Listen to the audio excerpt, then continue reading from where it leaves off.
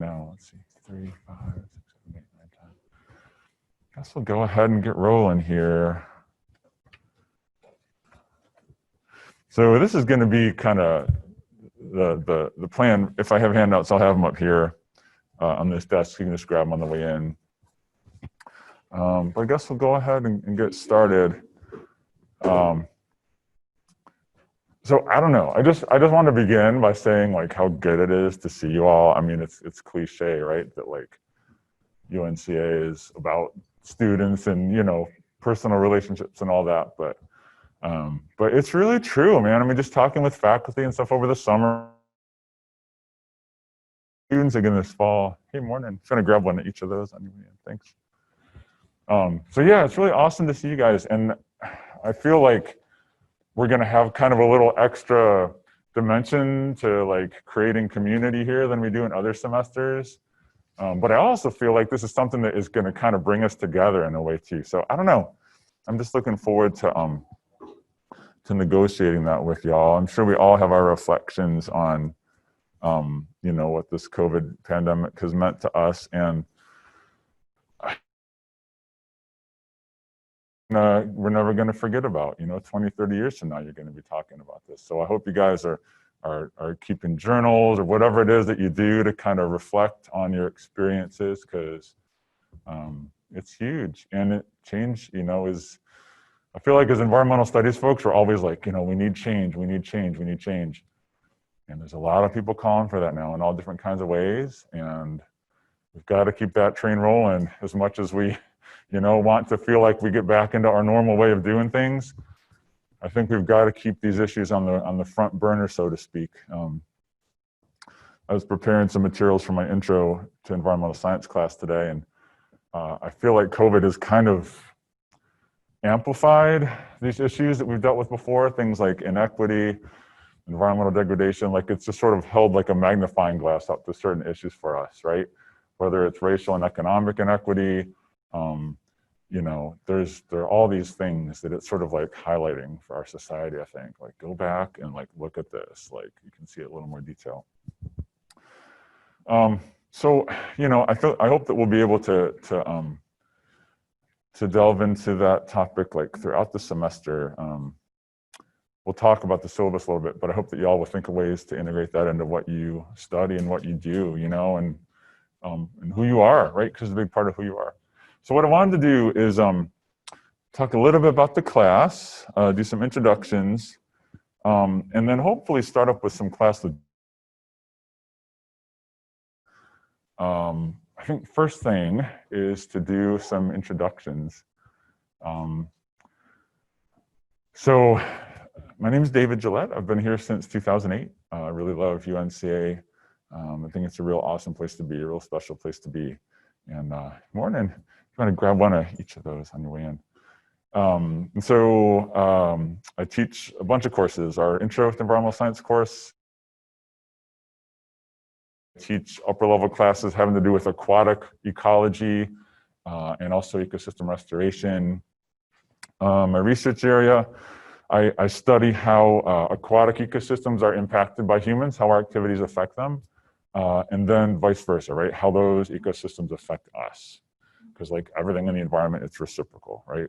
We're dependent on the environment is dependent on us. And I was fortunate enough to travel to Nepal in the 2015-2016 year to do research on climate change and rivers up there. It was pretty awesome. And that was sort of a continuation of my interest in that part of the world. I was in the Peace Corps from 95 to 98, working as a fisheries extension volunteer out there right after my undergrad. Amazing experience. And if any of y'all have interest in the Peace Corps, I encourage you to talk to me about it. We have a Peace Corps rep that visits regularly and is really awesome. And so she can really kind of point you in that direction if it's something that you want to do. So yeah, so that's a little bit about me. As I mentioned to some of y'all, my daughter is starting college this fall and it's all remote. So she's kind of bummed about that. So I'll be seeing the other side of at least the remote piece of it. So just a couple of things I wanted to highlight, one of which is that we really want to be able to keep meeting in person, right? I think we all do. So, you know, y'all are upper level students and that kind of thing, and probably don't have to say this, but it's super duper important that we all follow all these health guidelines that the CDC has put forth, that UNCA has emphasized. Real important. And I really hope we can establish a culture here where, you know, if someone isn't following it, we can lovingly say, you know, we need to be wearing a mask, we need to be doing this, you know, in a loving, community-centered kind of way. But COVID seems like something that we're going to have to learn to live with for a little while. So you guys are kind of like recreating culture. Isn't that an interesting thing to think about? Like, this is like a significant cultural change that y'all are in the middle of. And so you kind of get to drive that train. And so I hope that that you'll kind of help to build that culture of really making it a healthy place for everybody. It's funny, when I was in Nepal, people would wear masks a lot just because the air pollution was bad in the city of Kathmandu. And so it's weird when I see people wearing masks, I get this weird flashback to like, wait, am I in Nepal walking around? Like no, we're all wearing masks for different reasons now. Yeah, so anyway, I hope that that we'll all be following that, and I know that y'all will. And I'm glad y'all figured out how to get to this room going the right direction. It's funny how many people I saw like walking one way, they're like, oh wait, okay, nope, I gotta go this way. And like that happened like 3 times on my way over. And so I came here on Friday and like checked out like all the arrows to make sure I could get here. Another interesting thing is I'm trying to figure out how these masks are gonna work with like a sense of humor, because like I like to use sarcasm, and like you cannot tell. Like there's no way when somebody's wearing a mask that you know if they're like sarcastic or like totally serious. So I'm not sure how that's gonna work. We sometimes have a joke in our family where we say like the sarcasm flag is waving, like if you say something you're kind of joking about. So I don't know if there'll be some signal, you know, I don't know.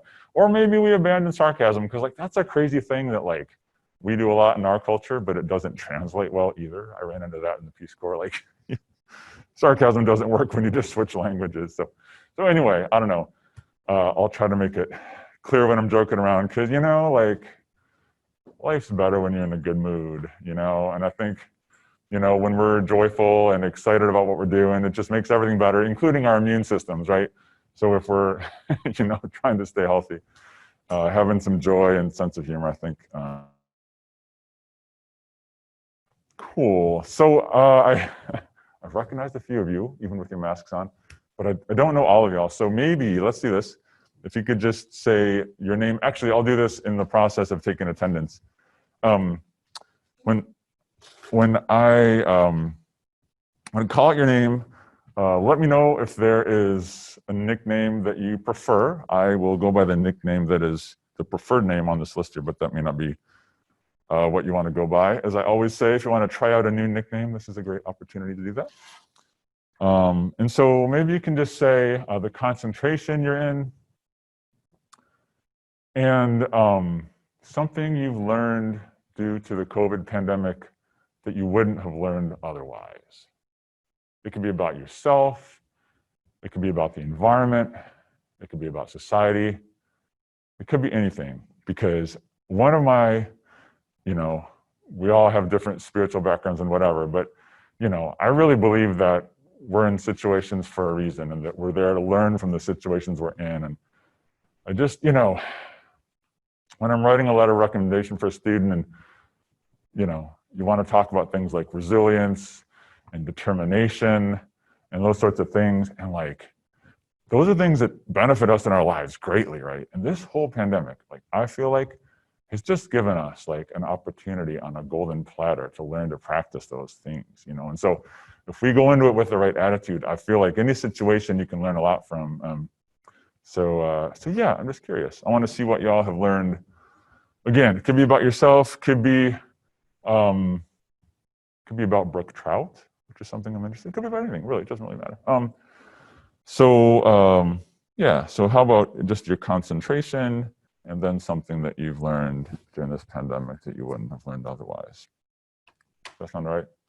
Oh, so I should start. What's something that I've learned from this pandemic that I wouldn't have learned otherwise? I just think I don't know. I've just learned how concerned a lot of people are about justice issues in society that maybe we just didn't talk about much before, but a lot of my friends, a lot of students and other folks have brought that up more naturally. So to me, that's kind of been an encouraging thing, I suppose. So that's what I thought. Okay, Harley Amos. Hey.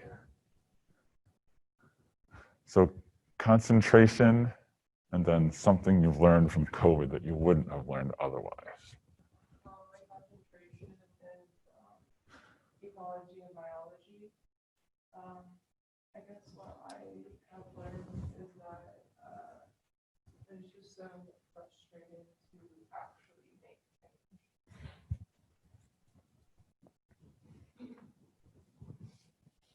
Mackenzie Carnathan?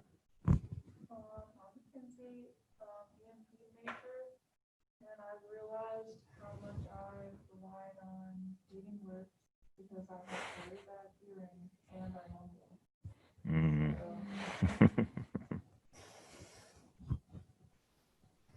Jaden Clark? I'm Jaden. I'm in a college major in field biology. I guess something I learned is that I don't necessarily need to be with people and out and about doing things in the world to kind of amuse myself and then feel fulfilled. I ended up doing a lot of little projects during COVID that were really wonderful.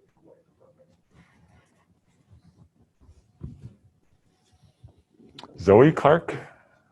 Hey, I'm ecology and biology concentration, and I feel like the main thing that I've learned from COVID is just like how individualistic our society is, and how we need to be more considerate of each other and take care of each other as well as ourselves. Yen Doan? Hi, I'm Yan. I'm an environmental management and policy major, and I'm learning how to take that grade. Allison Fouts? I go by Allie. I'm an environmental management and policy major, and something I've learned, kind of a double-sided coin. I've learned You could have a double-sided cone, or wait, a cone kind of, I don't know. Well, Yeah. I mean, yeah. That just blew my mind. Can you have a double-sided cone?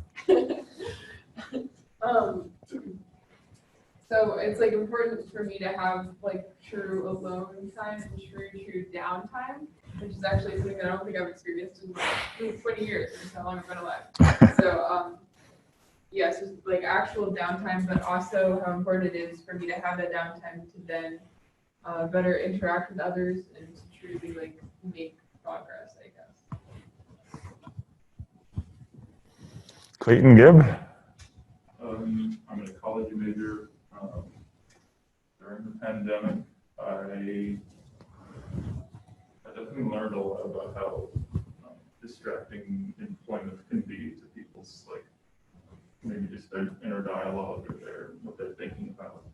With everyone losing a lot of jobs, it seems like everyone's thinking about the things because they have time to think about them, interacting with loved ones. Yeah.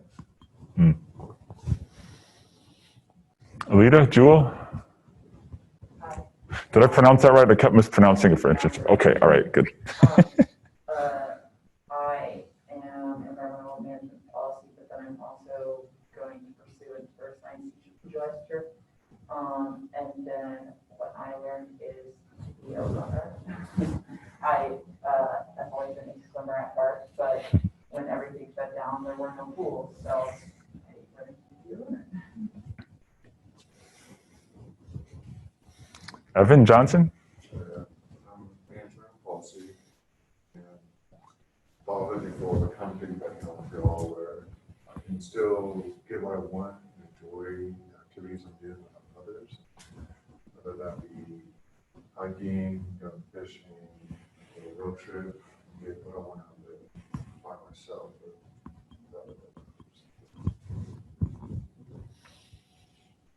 Samantha Christ? Sam is okay. Sam, okay. I'm an ecology major, and I don't know if I really learned anything. I got really comfortable riding on a bike with a mask on. And, yeah, I don't know. It's an interesting territory to create social distancing boundaries with people, so I'm just gonna try to get used to that. Yeah, that's right. In our UNC environment, that's going to be something to get used to for sure. Molly Perkins? Let's see. I'm Molly. I'm an ecology major. And I guess I just learned that it's like really easy to get worked up about things that you can't control, but it's not necessarily like constructive, like individually. Say that again. It's really easy to get things done. Just that, like worked up about things that you can't Oh. control. Like just like with the pandemic. Erin Kearney? Okay. Deanna Tipton?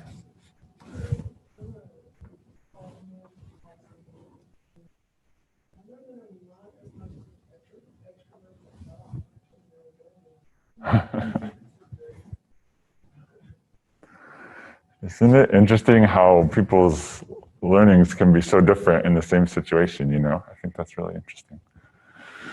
So I appreciate you sharing, and I really hope, you know, one of the funny things about social distancing in class is that like we can't like circle up and do stuff as a group.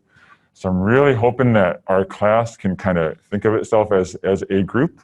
Like you can share whatever in this larger group you would have been sharing in like a little group of 3 or 4, as we might have done in like a discussion activity pre-COVID. So yeah, I just really hope that y'all can feel comfortable, you know, sharing, because you know we all want to hear what everyone has to say. So I hope we can do that. Is it a little dark in here? Should I put the lights on? Especially if I'm going to write on the board, I might need some light. Let's do that. You love how I like asked you a question and then like didn't even wait for your answer. I'm like, I want some light. Okay, so does everyone have a copy of our syllabus? Cool, awesome. This is the most exciting part of every semester where you get to go over the syllabus. It's a lot of fun, man. And I think this is one of my better syllabi. I'm not joking. This is one of, I'm proud of this one. I'm not going to read it all, don't worry, but just a couple things to be sure and touch on. So the first is office hours. So you all should have gotten a calendar invite through Google Calendar to my Zoom office hours. And so you can click on that anytime in that time window and I'll be there and we can connect that way.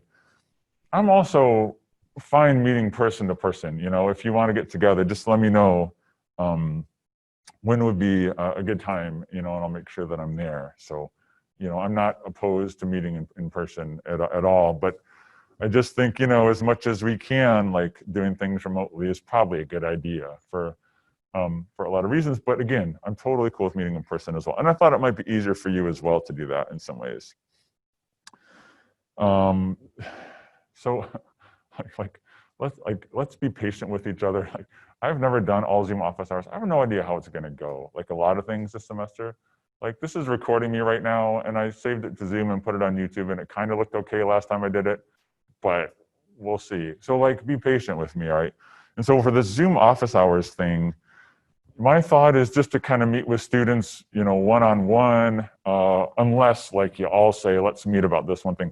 So when you go to the Zoom, it'll take you to the waiting room, and you know, if you can, be monitoring your UNCA email, because there's no way for me to directly message folks in the waiting room. So I might be like, you know, hey, what do you want to talk about? And if the person I'm meeting with is talking about that, then like, come on in. But if the person I'm meeting with is talking about like academic accommodations or something, then like probably need to hang out for a few minutes. So so yeah, we'll just kind of feel that thing out and we'll see how it goes. All right, so a little bit about our class. This is one of our core ENVR courses, as you all know. So what that means is you need to complete it with a minimum grade of C or higher to graduate. So a C minus, like you'll have to take it over. Just FYI. And our objectives are to sort of give you a chance to demonstrate the things you've been learning since you've been here. This is one of our 2 capstone courses. The other one is seminar, it's internship / undergrad research. So you have a chance to show your skills by researching environmental topics. And then the most amazing part, and one of the reasons, just one of many reasons I love this class, is because then you get to come and teach us about what you've been researching. So it's pretty awesome that like we're gonna learn from every person in this class multiple times. So like whatever you're passionate and interested in, you have a chance to research that and then come and tell us about it, right? And in doing that, you have a chance to practice, your oral communication skills, putting a seminar together. And so that's one of the reasons I love this class, is I learned so much. As a sidebar here, a lot of times, like if you're given a seminar, I'll be writing down notes. And you might think that like, oh man, David's writing down all the things I did wrong so he can email me with it. But like more likely than not, I'm writing down like, oh, like that's really interesting. Like I'm gonna like include that in my intro lecture next semester. So like, I love this class that we just get to learn from each other. It's really awesome. So yeah, you will do a couple oral presentations and then a written presentation, which in this class will be a grant proposal. Awesome. So our grading schedule there, as you can see, you'll present 2 seminars, 13 minutes long. I chose a lucky number there just to make sure that you all do your best possible seminars. You'll present an abstract on each of those.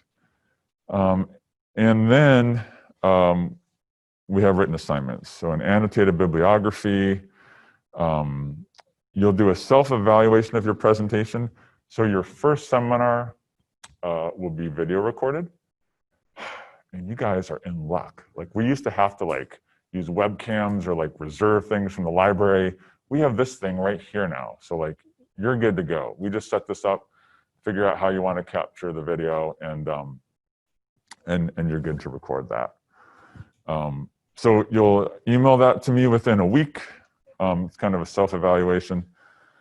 All right, and then the grant proposal, we're going to write a complete first draft of it, kind of piece by piece, and then you'll submit a final draft in response to feedback from myself and your peers. So yeah, so the pieces are cover letter and resume, lit review, statement of need, works cited, approach. We'll talk about what all these things mean later. And then the final draft, which is actually due right at the end of the semester. We have 2 homework assignments, and that'll be the first thing you do in this class. Your first homework assignment is due on August the 19th, so coming up real soon, a week from Wednesday. Those homework prompts are all on our Moodle page under announcements. So go ahead, as you do for every class, make sure you can get onto our Moodle page. If you have any issues, let me know. And so that's the quickest thing coming up. We have some discretionary points that I'll allocate as well. That's just based on like class participation, motivation. I don't know what that means. Like we're all motivated. And like feedback, like how active you all are in giving each other feedback, all that kind of thing. Okay, any questions so far? I mean, I wasn't joking. This is, I mean, really, is syllabi go like pretty good, right, so far?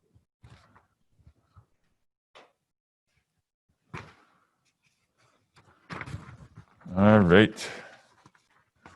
So all written assignments due at the beginning of class. If they're turned in after that, it's 10% of the points off for each day they're late. If something is going on, and you have a legitimate reason for not turning it in time, just let me know. But always let me know ahead of time. That's always better, right? So let me know, and we can talk about that. Okay, class attendance policy. This is a real important part of this class.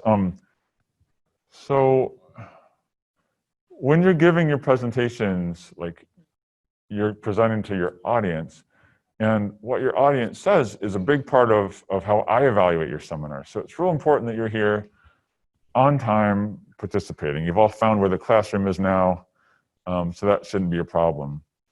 So we have a pretty strict attendance policy with implications for your grades. So you You can miss 2 classes without penalty. So if you miss 2 classes, it doesn't affect you at all.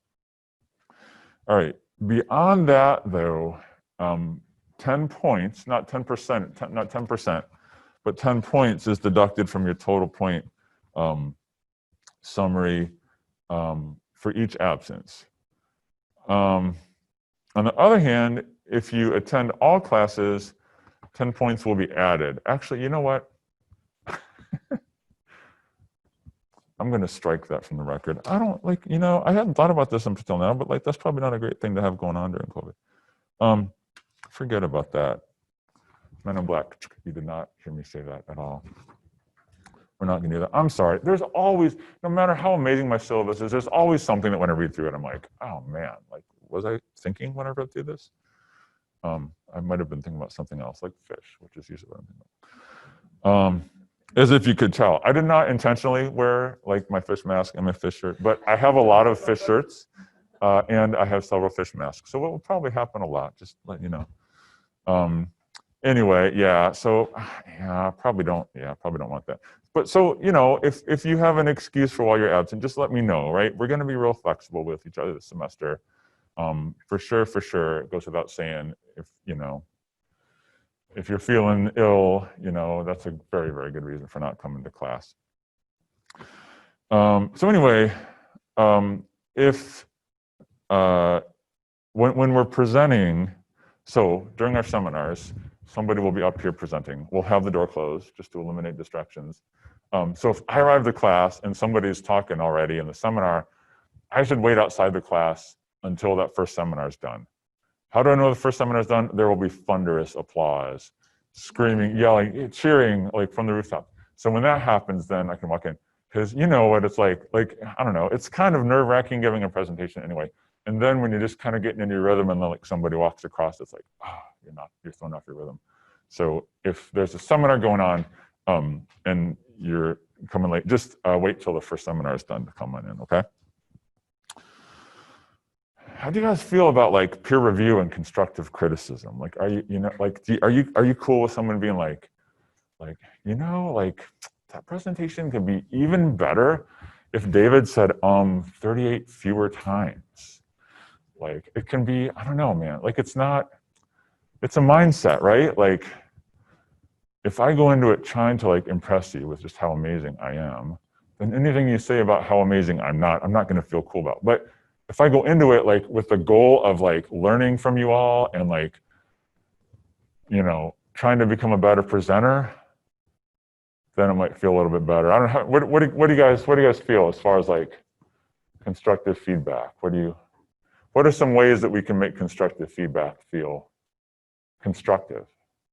Some people call it constructive criticism, but I don't know. Like the word criticism is like, it has a negative connotation, so I like constructive feedback better. Any thoughts? Yeah, Jake. I know when I was in our classes, we do like sandwiches with it. So you'll do like one good thing and then one bad thing. Or maybe not a bad thing, but something you can like work on. That way it's like you have 2 really good things that outweigh that one thing you could possibly work on. Cool. Any other thoughts?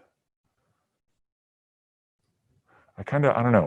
We often do like an open face sandwich, I guess, where like we'll go through like, so like if I'm giving a presentation, like after we have questions and stuff, I'll ask several folks to share like what were some things that you thought worked really well about David's seminar, right?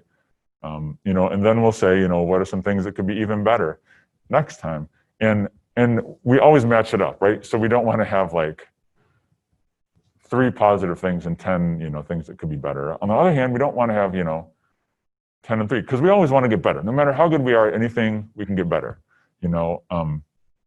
So I think that's an important point. Yeah, balancing out the positive and the negative, right? For sure. Any other thoughts?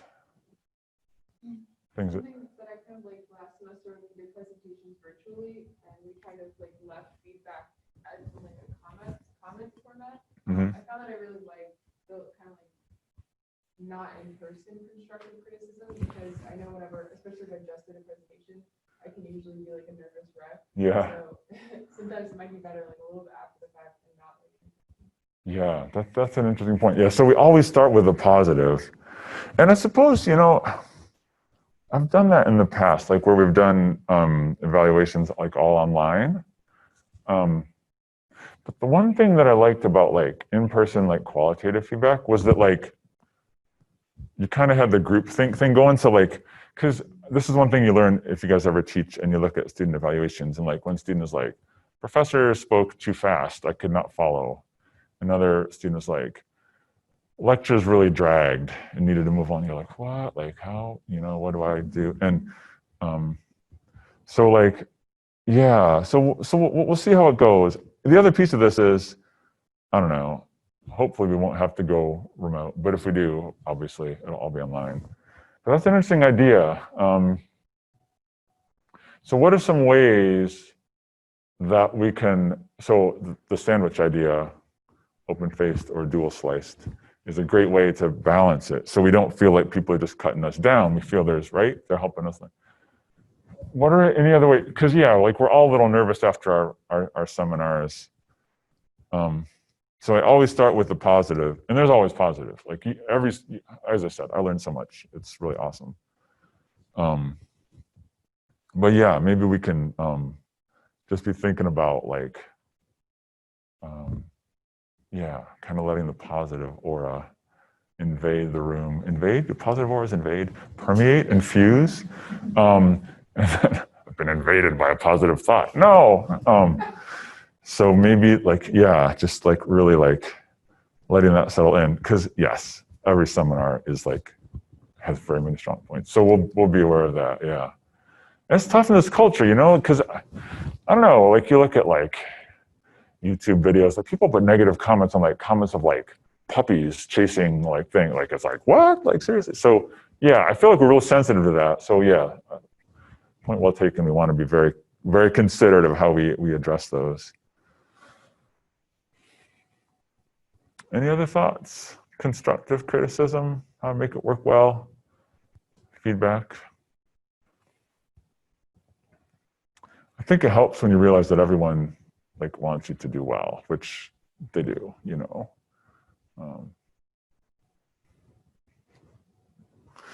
So yeah, it's, you know, take your role very seriously as a participant in giving feedback to help others get better, right?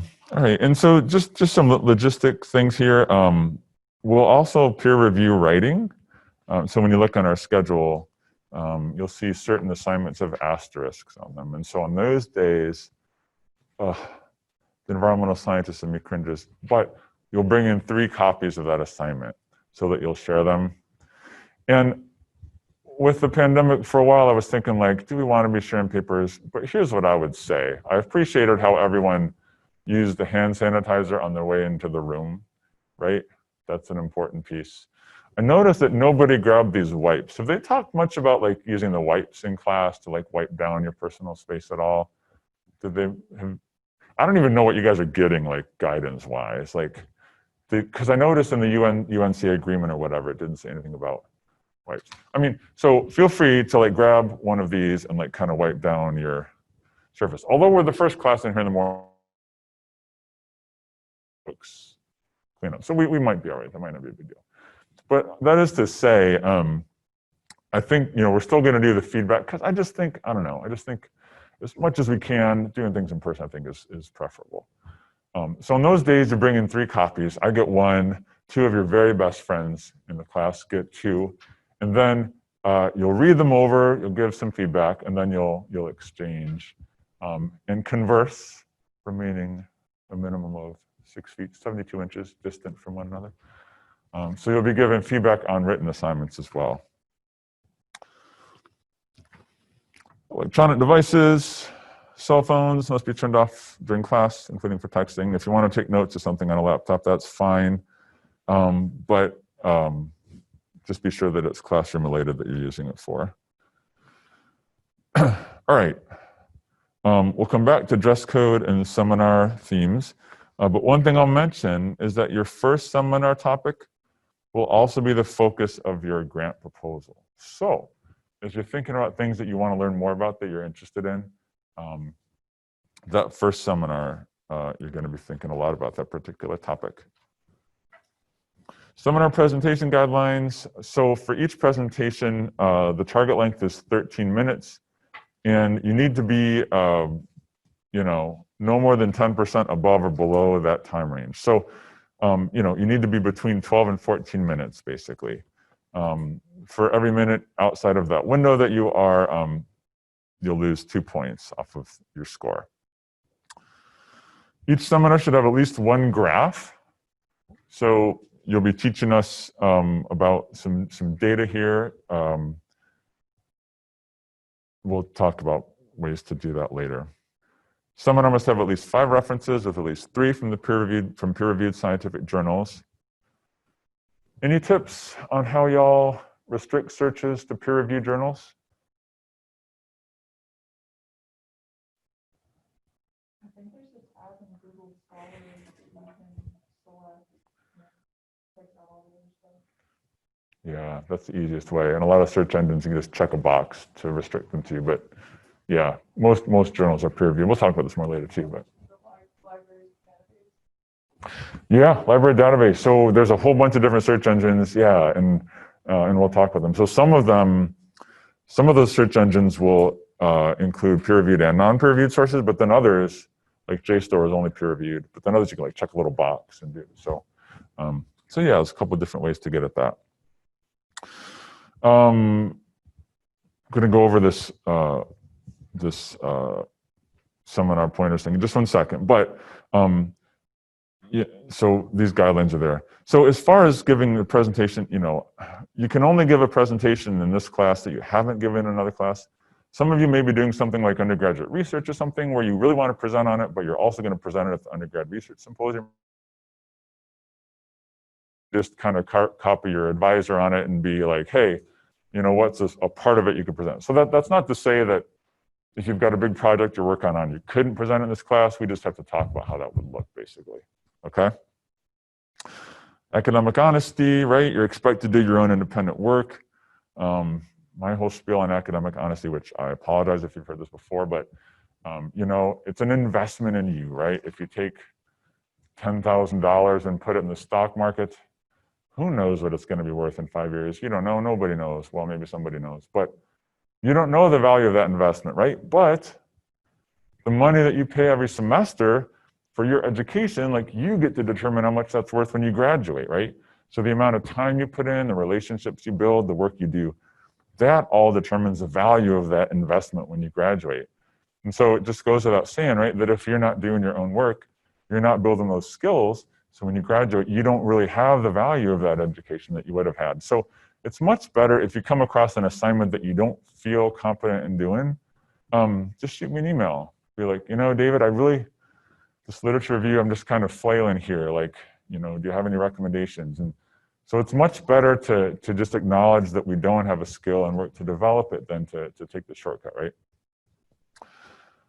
It's like having somebody else do your workouts, and then you get out onto the track or the pool and you're like, wait, no, that wasn't a good way to do it when I have to run around this track on my own. Okay, you can include one video clip in your presentation if you like, but it has to be less than a minute, it has to be relevant, because we want to hear you talking about things. If you miss your presentation date and have to reschedule, there's a 20% deduction. I think this class really tests/develops our time management skills. And if you haven't presented a 13-minute seminar before, you probably don't know how much work is involved in it, right? It's not something you can start 2 days before. It's just not, right? And I always feel bad because not every semester, but sometimes there are folks that just email me or come in a panic the night before or the morning of and say, I'm not ready. I just wasn't able to do it. So you may notice on the next page, we have a schedule with names and dates. Put that sucker on your Google Calendar, the date you're presenting, and start working back and think, how much time do I have to present to be amazing and awesome on that day, right? And I saw that you all turned the page, so I'm going to as well. So this is our schedule, as they say across the pond. of seminars. And so on the 24th, in 2 weeks, yay, Allison, Sam, and Harley, yay, you guys are going to be leading us off. So this is the schedule, completely randomized as far as order and everything goes. If you want to switch dates among people, I'm totally fine with that. Just let me know, right?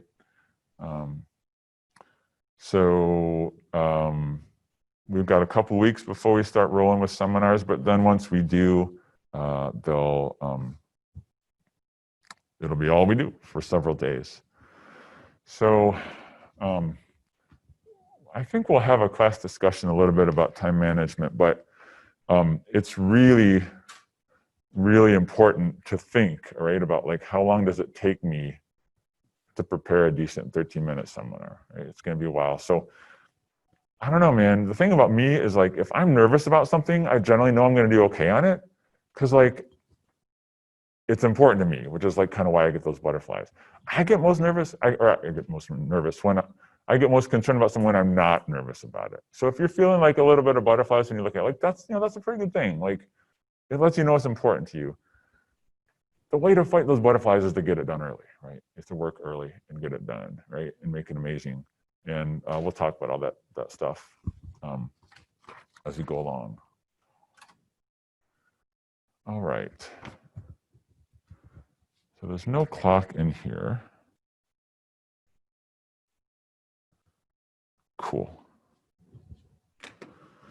So let me just pause there and ask any questions. Yeah. On the schedule, what is WS?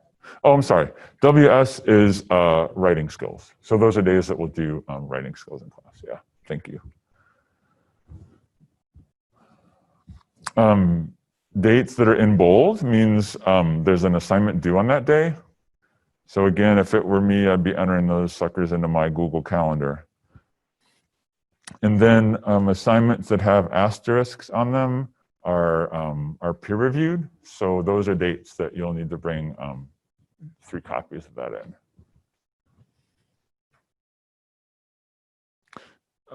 You may notice for our final exam time, we don't have obviously like a written final exam, like 30-point essay. What makes a good seminar? Like that'd be kind of useless. But so what we do, you'll write this grant proposal throughout the semester, and then you'll hand in your final draft or email your final grant proposal draft to me. Then I send that out to y'all to review, and so you'll each review 2 or 3 grant proposals, which is the way it works in real life. Like if you submit a grant proposal, there's a committee that'll decide out of like 50 how many get funded, right?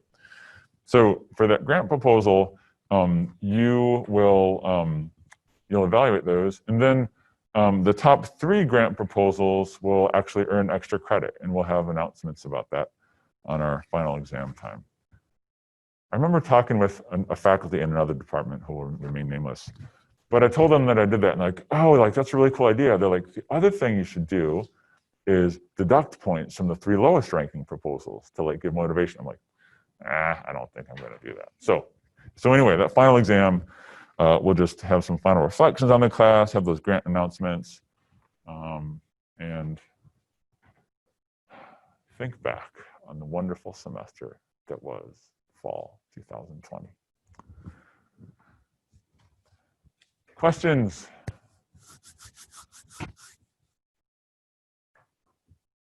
How does this semester feel? Are you guys feeling, is it feeling weird? Are you kind of like, I'm curious, what's going through y'all's mind? I know what's going through my mind. It's like, I don't know. Some feel like I'm being like robbed with all these people with masks on. I'm like, oh my God. Yeah. Is fall break on Monday or is that on a Wednesday? Fall break begins on a Wednesday, I believe, right? I thought we weren't given. It's just, I think it's one day. Oh. Yeah, is it on one of our class days, Jen? I didn't think it was, but I could be wrong. I feel like it's on a Wednesday, but I don't. So look it up real quick. Let me look up our academic calendar. As I said, we already found 1 syllabus issue. It's rare where I only have 1. No, I'm kidding. Kind of.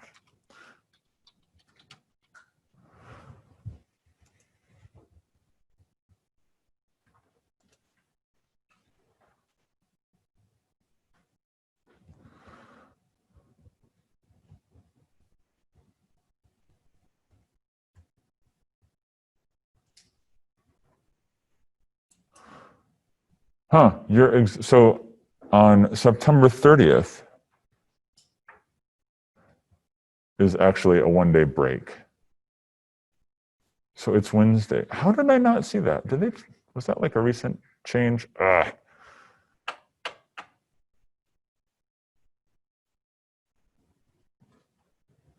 So, yeah, so basically what we'll do is we'll bump the September 30th assignment to October the 5th is what we'll do. And so that'll give us one less writing skills day. I apologize. How did I miss that?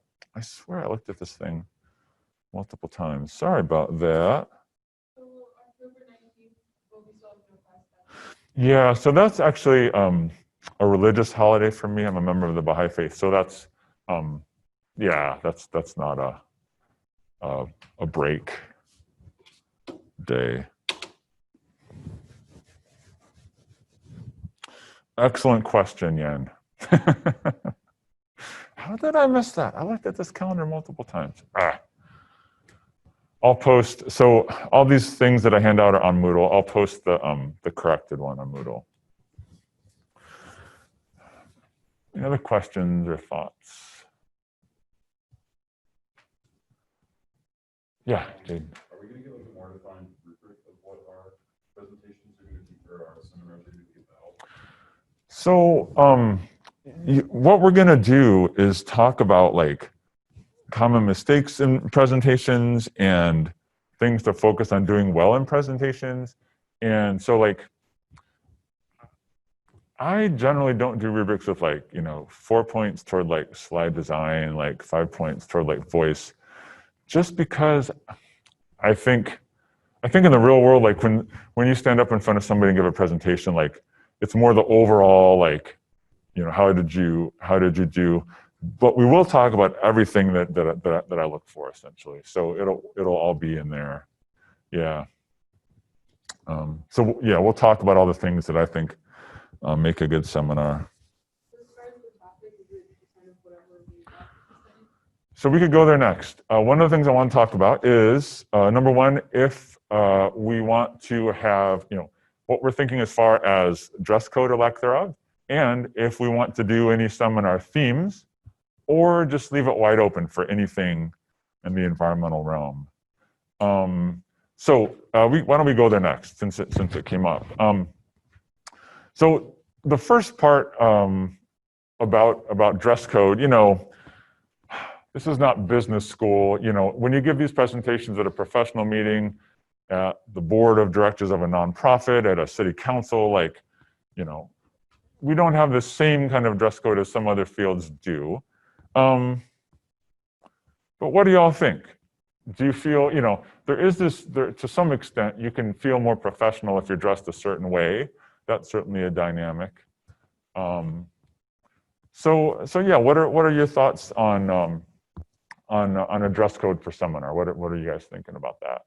Some classes have chosen it, some haven't. It's, I kind of want to put that in your hands, since you guys are the audience, right? You're the ones who are gonna be evaluating the presenters. What are your thoughts? Yeah. You said you don't really like the idea? Especially for people who don't like public speaking already. Mm-hmm. I feel like I'd be more comfortable in whatever they are physically comfortable in. Mm-hmm. Okay, yeah, any other thoughts? And again, we're all offering our opinions and uh-huh. I feel like I'm gonna already be super nervous about giving the presentation, and then I'm gonna have to scramble and try to find something that's appropriate. Yeah, right, I hear you. Okay, so some pretty strong sentiment for no dress code, and I see a couple other heads nodding. And again, obviously that doesn't mean you can't wear whatever you feel comfortable in. If if there's something that you feel best in presenting and it's different from what you wear every day, that's fine and awesome. So okay, cool. Well, that was easy. So no dress code. So the second piece is then a theme. So you'll have two seminars. I don't believe we have, well, I guess we have, yeah, somebody doing earth science teacher licensure, but no. So we don't have a super diverse group topic-wise, but, you know, we often have people with very different interests. So what do you think about themes or lack thereof? Like on the one hand, it can be cool to like hear a bunch of presentations on a general theme, but some people find that limiting. So what are your all thoughts as far as themes go? I feel like I'd want to hear more just whatever you like the individual person is interested in. Mm-hmm. Also, if we have themes, we might have like overlap. Mm-hmm. A lot of concentrations.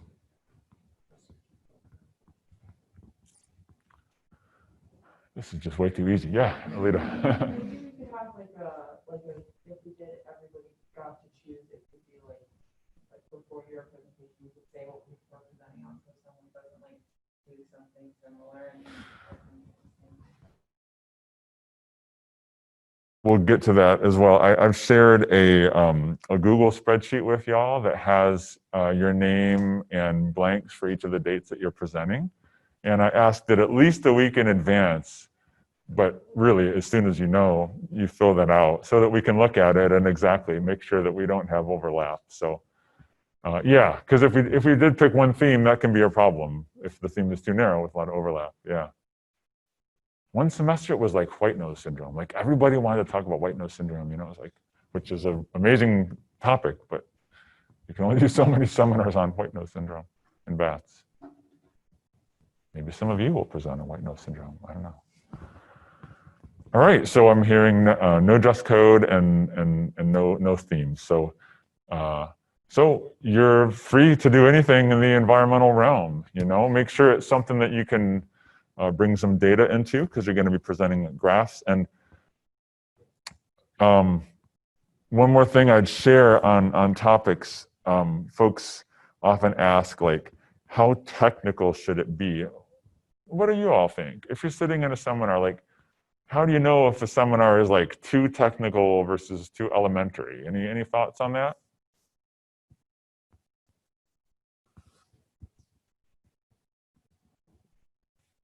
Mm-hmm. I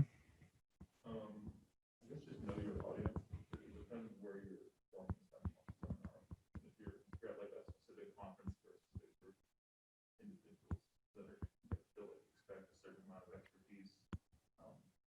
But here we're all environmental majors, so find a happy medium. Mm-hmm. Mm-hmm. I think one thing that I've told folks is that like you want to go beyond the intro environmental science level, right?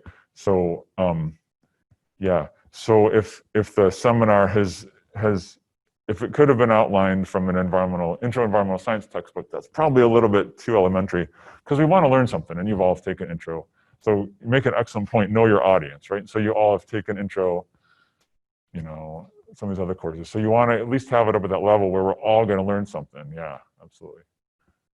Were you going to share something, Jaden? Or like, I was just going to say, I feel like, again, with like Mary Poppins, I feel like if it's like super technical and if you speak to an audience that might not know all the lingo, the jargon of that, like, I know personally I would just be bored. Like if I was looking at a bunch of graphs and had no idea like what they meant yeah. in the real world, I would be like, this is really uninteresting. And this person could do something to make this a bit more interesting and kind of intersperse this like data with other more fun facts and stuff like that. That's why not just like the data, the research that they really like dove into. Mm-hmm. So this is an awesome transition into the next thing I wanted to do, which was just brainstorm a little bit about what makes a good seminar versus a bad one. Y'all have, you know, sat in front of hundreds by now, right, of lectures. So why don't we go ahead and got about 15 more minutes. Let's take 10 minutes at least. This is going to be our first experiment. I know you're 6 feet away from each other, but let's see, right, if you can, how do we want to do this? Can we break into like pods of 3 discussion-wise? Does that work? Or do we just want to like talk, everyone? But the main thing is, I'm not going to talk. Like, that's the difference here. So, yeah, all right, cool. Why don't you guys, however you want to, just talk. So think about two things. Like, what does characterize some of the most amazingly awesome seminars you've ever seen? And on the converse, like, what have characterized seminars where like you either fell asleep or like wished you were shortly after the seminar began? Okay, so you know what? Let's simplify just the good stuff. Let's start with just the good stuff. Okay, so what have made some of the most amazing seminars that you've seen? Okay, yes. I like when people do both sides of the, like, argument, like, both sides of whatever they're, like, talking about. It's like a political issue, like a policy issue, or something like that. That's a totally awesome idea. How do we want to do this? Do you guys want to say things and me write them up the board, or like talk all together first and then like write them? Okay. All right. You know what I'm going to do? I think I'm going to write them. That's what I'm going to do. Okay. All right. New chalk. So, all right. So, present. I'll put both sides of the issue. Some have more than two sides, right? Like a cone. If your issue was like a cone, it would have like one and then something else.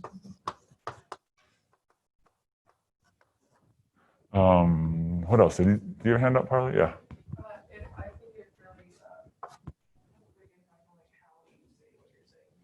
You can have a very interesting topic, but if you're very blunt, it's Okay, yeah. So like thinking of like the,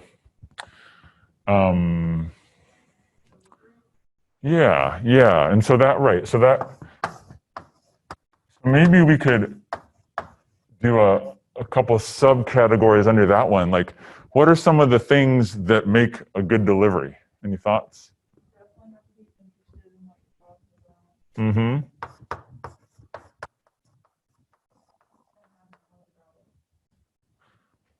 What does that look like? So if I'm up here talking, how does it look different if I have interest in knowledge? So, like, if you have note cards that you Uh-huh. didn't, not necessarily memorize them, but like at least know what you're gonna say, and where the seminar is going, Mm-hmm. like head in that direction without looking down at it the entire time. Yeah, like familiarity maybe. Yeah, I don't know. I'm right. I hear what you're saying. So you seem, yeah. On this delivery theme, what are some other things that make for a good delivery in a seminar? Maybe like practicing beforehand.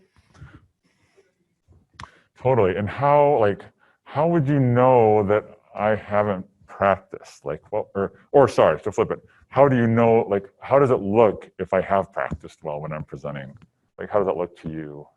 Like if you're doing slides, like if that transition flows well, or like if you just like appear organized. Yeah, I think that's an important, yeah, smooth transitions that you sort of know what's coming next.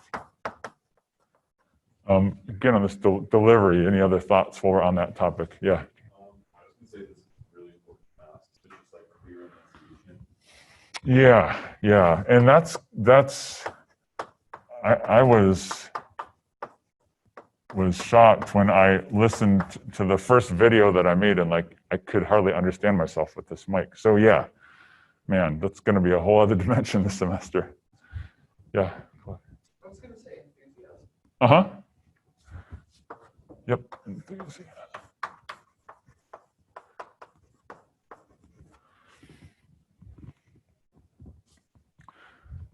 Any other thoughts just on this delivery piece? Yeah. I like picking up physical space. Taking like how does that look in a good way? So like you're moving around right now, so it's like much more like engaging. Uh-huh. Like I would have to follow you. Okay, right. Whether you want to or not. But Yeah. also, like especially if you have a slideshow, like maybe pointing things on the slideshow instead of just kind of huddling into the corner. Mm-hmm. Okay. So we've got some things having to do with like how familiar you are, how enthusiastic, how you speak, how you move around. the goal of this is not to make you all nervous that how do I do all these things, but it's just like getting an image. So anything else on this delivery part, like not thinking about the visuals or the content, but just kind of the spoken part. Any other thoughts on what really makes an awesome delivery in a seminar?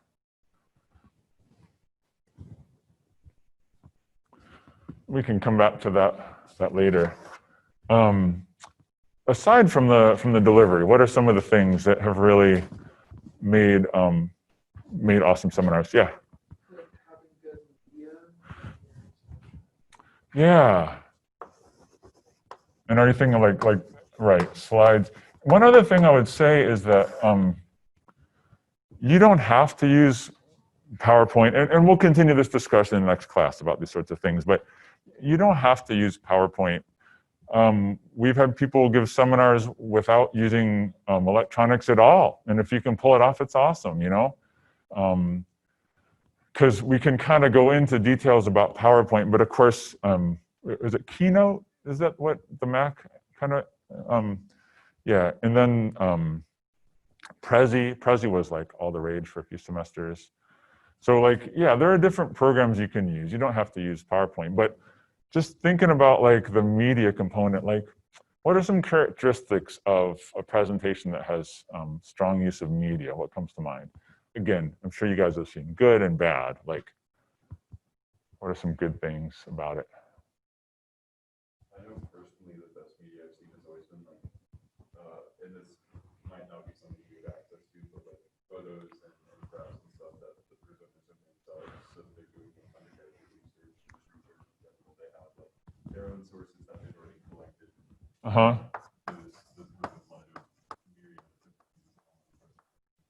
Yeah, yeah. So that's a good question. Like, can you? So right, having your own data might be a little trickier, but certainly having your own images, like, can definitely do. My gosh, it's so easy to take pictures. And you know, I mean, you might be like, maybe I am reviewing how many people love brook trout, and like, or how many papers found that brook trout populations are increasing versus decreasing. Like, I could make my own little table that said, you know, 5 papers said it's increasing, 7 papers. So like, you could come up with your own data probably somehow, but we might not all be able to. What else? And I realize this can be a little more personal preference, like the kind of font you like, the color you like, you know, but other thoughts on like the media piece. And we're going to read a chapter that talks about this, but just kind of thinking about it now. Do y'all prefer, some people like simple color design, some people like a little more kind of out there. Any thoughts? I feel like as long as the colors don't like pass too much where you can't see like if you have full of them. Uh-huh. Very hard to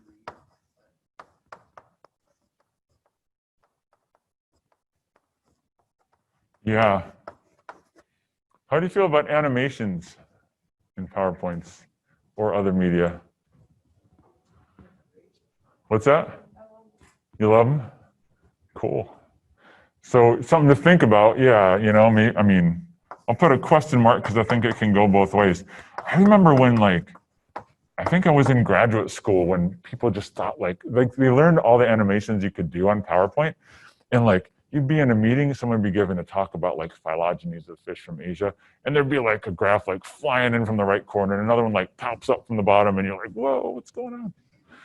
And then during my PhD, I was in this workshop for teachers, and myself and these other teachers, we made our presentation, and we found these little bullet points that were butterflies to put in our presentation. We're like, oh, this is so cool.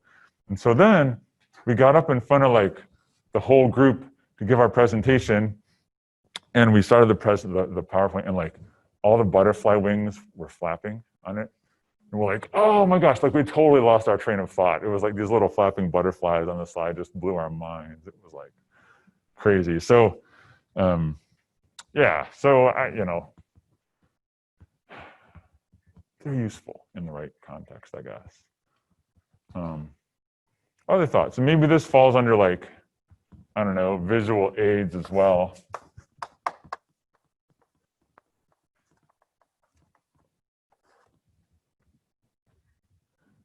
Anything else that you've seen that worked really well with visual aids?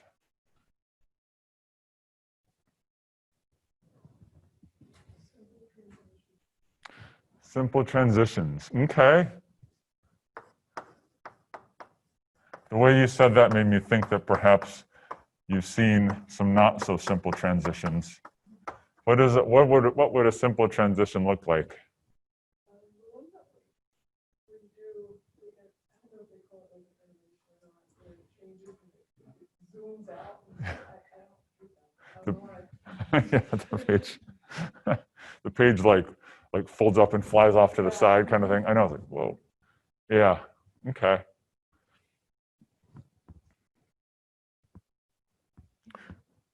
Any thoughts on fonts?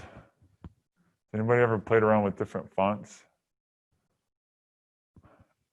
I used to love Comic Sans just because, so when I was doing, this is actually kind of cool. During my PhD, I had a teaching assistantship where I was actually helping this guy who was doing the lecture of Intro to Zoology. It was like 2 sections of like 300 kids in each of them. But it blew my mind because this guy, like, he was so committed to his teaching. Like, he was like incredible guy. He had hundreds of publications, like whatever, professor of whatever. But like, he still literally like got nervous every time he went up to teach in front of this class. Like, that's how important it was to him, you know? And he always used Comic Sans font just because he felt like it like simplified things. Like, how complicated can it be if it's in Comic Sans, right?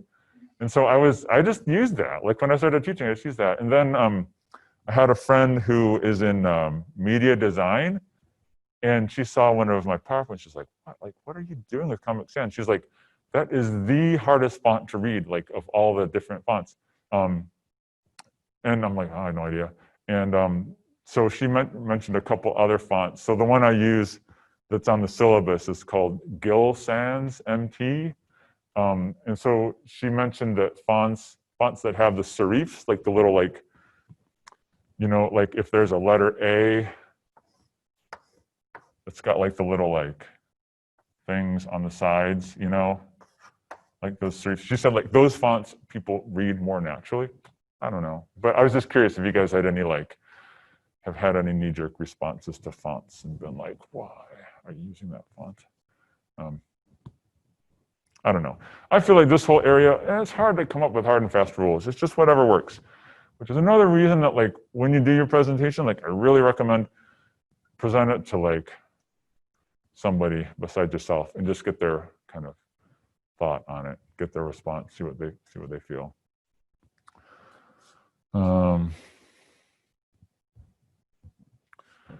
Okay, we've hit on a couple things here. I feel like it's been more, you know, we haven't talked so much about content. We've talked more about like, how are we speaking?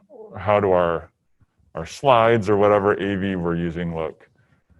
Anything else that like has occurred to you that thinking back on like really awesome seminars, like jumps out at you? Maybe think of a really cool seminar you saw at some point and like what made it cool or interesting? Any other thoughts? Engagement with audience, yeah. And maybe that, how does that look? How does engagement with your audience look? So last semester I had to do a presentation, and one of the requirements for that class was the presentation has to have some sort of engaging activity with it. I don't necessarily think it would work with this one because the way that most students did it in that class was to put everybody in the audience into smaller groups.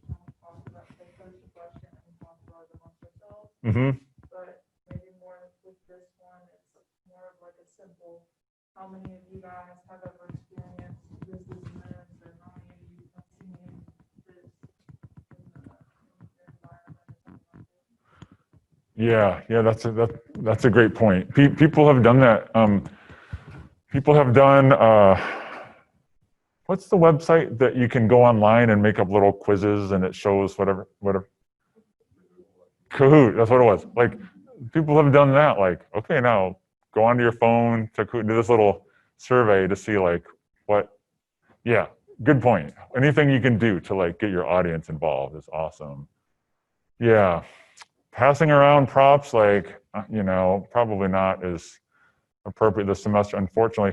Man, if we had some geology folks in here, they'd be like, oh, I can't pass around rocks. Like they would leave this room crying right now when we said that. But yeah, so I totally agree, getting folks engaged. Any other thoughts? One final thing before I forget is that I'm gonna upload the videos of each of our classes on onto my YouTube channel. I have a YouTube channel. I am almost at double-digit subscribers, you guys. I just want to say, actually no, I'm at 6. It's closer to 5 than 10. But yeah, so if you just search on my name, I know there's a bunch of David Gillette's channels, but mine is the only one with somebody holding a fish in the picture. So you'll probably be able to find it that way. So if you ever want to go back and be like, what was that written on the board? Like, I think this is outside of the block of the camera. So anything that's here, anything I said, you should be able to go and check that out. It won't pick up what you guys are saying, but anything else that we do will be on there. So, so yeah, you can check that out. I think I have like 3 comments, maybe something like that. All right, any other questions before we wrap things up? We'll start next class kind of going over this handout, which is just sort of based on feedback from different semesters teaching the class, and chat about that a little bit, okay? So if you're looking for something to do, you can go onto our Moodle page and check out the first homework prompt. It just asks you for it's like a reflective writing assignment, so check that out. Be thinking about your topics, check out that the Google Sheet I shared with y'all. If you've got ideas, the quicker you put it on there, I wouldn't say you've claimed that topic, but if someone else has a topic real close, we just have to work out to make sure that they both can be done, okay? It's awesome to see you guys.